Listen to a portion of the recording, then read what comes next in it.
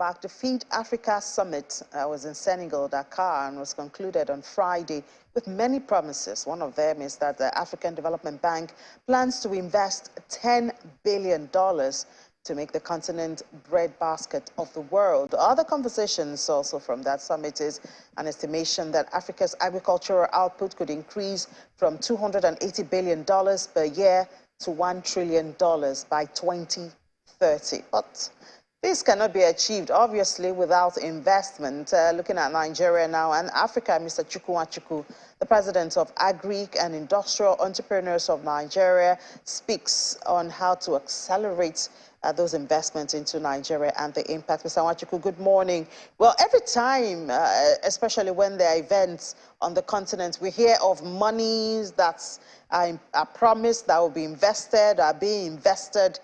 But when we look at Nigeria now, this money that AFDB is promising, who is it supposed to get to? Who is supposed to handle it? And how are they supposed to use it if we are to see the impact, you know, of these investments that we're talking about?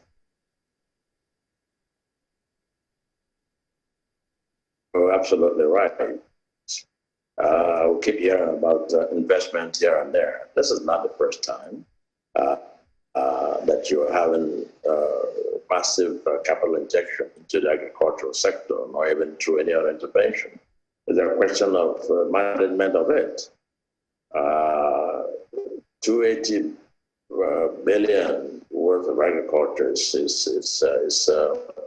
achievable if the capital is directly invested into the primary producers. What is happening is each time money is targeted for specific programs, it is being mismanaged by the agencies that are supposed to handle it. If indeed that the macroeconomic fiscal conditions are correct, then it should achieve even more.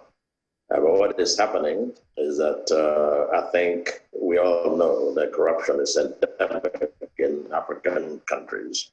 Nigeria is not an exception at all.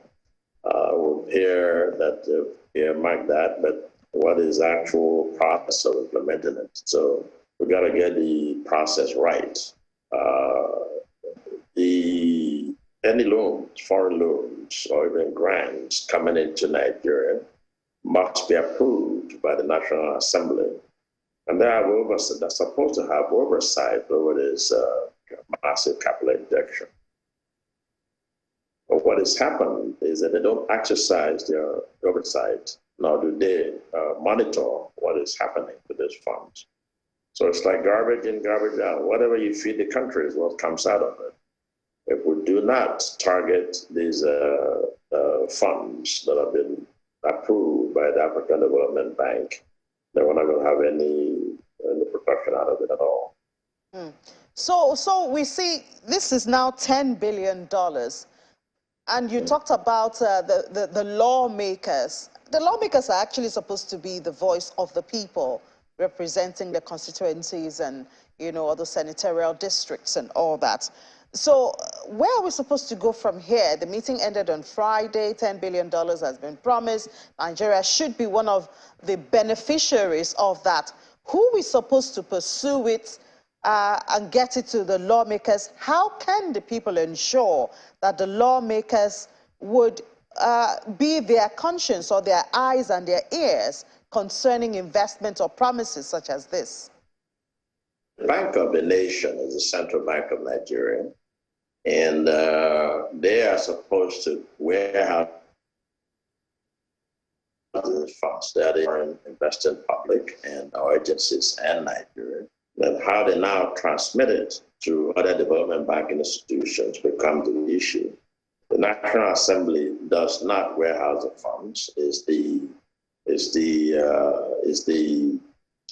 central bank and development banking institutions. Normally, the parameters for investing, transmitting this money should be laid out, but you keep having policies.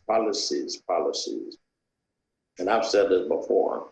It is in the absence of policy initiative, the absence of policy implementation, The central bank, as it is now, it's not living up to its duties.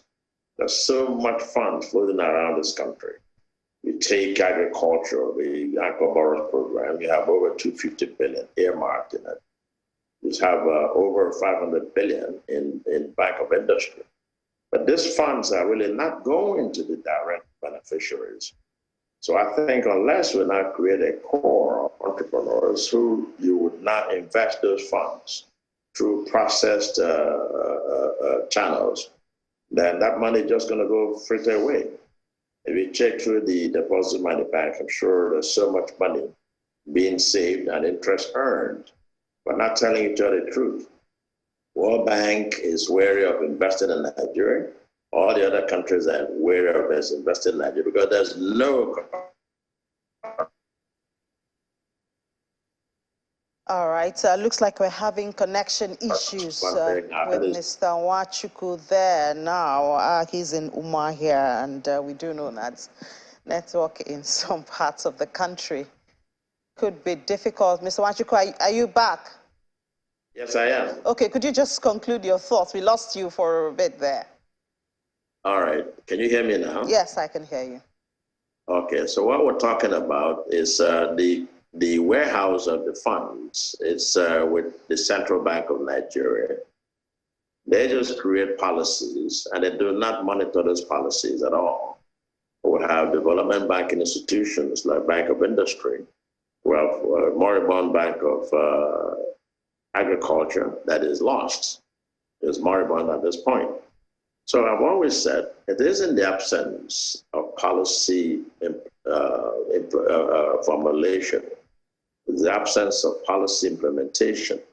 And the National Assembly, as you mentioned, are supposed to approve this fund before they come in at all. If they're grants, that's different. If they're loans, those are refundable.